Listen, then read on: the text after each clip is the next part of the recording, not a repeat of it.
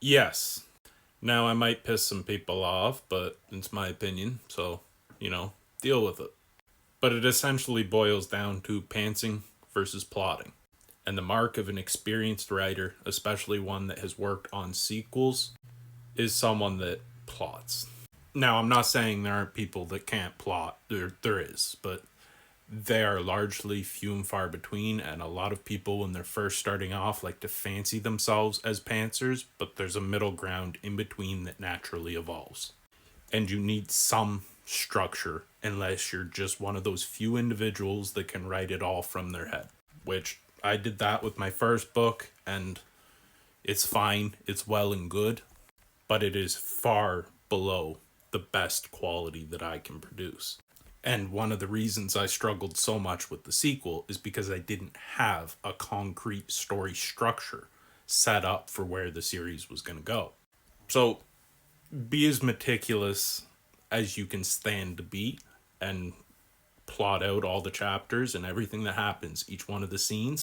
And then it's pretty hard to not know where you're going if half the story's already written. And as it comes down to motivating yourself to write, a lot of the times you just gotta start. But for that, there's certain writing exercises you can do, like go find a random picture on the internet. So if you're lacking motivation for your work in progress, just put it aside, write a random one-page story about a random picture you find like this. What's the story behind this dog? Is he filing his taxes, plotting world domination, or writing a love story about him and his ball? Doesn't have to be good, doesn't have to make sense. You can edit a blank page, so, just write. And also, you need to disassociate good ideas.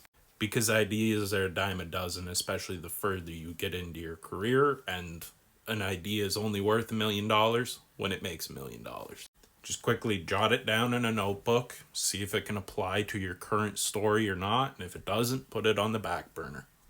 But for the most part, kind of ignore anything that doesn't move the plot forward. Your goal, as much as us authors might love our babies, which I never understood because I've read my book hundreds of times, I fucking hate my work, but it's besides the point.